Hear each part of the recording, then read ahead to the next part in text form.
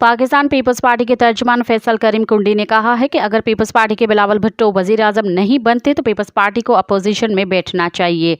निजी TV channel से गुफ्तगू करते हुए उन्होंने नून लीग और पीपल्स पार्टी के दरमियान होने वाली अहम मुलाकातों से मुतल्लिक इजहार ख्याल किया। उन्होंने कहा कि हम नून लीग को वजीर आजम का वोट देकर भी अपोजिशन में बैठ सकते हैं। फैसल करीम कुंडी का कहना था कि बिलावल भुट्टो जरदारी पीपल्स पार्टी की वजीर आजम के उम्मीदवार हैं।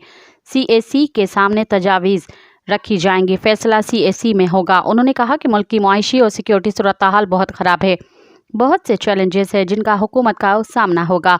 अगली हुकूमत बहुत मसाइल का शिकार भी होगी, इसके बाद अक्सरियत भी नहीं होगी। तर्जुमान ने कहा कि बिलावल भुट्टो के वजीर आजम न बनने की सूरत में पीपल्स पार्टी को अपोजिशन में बैठना चाहिए।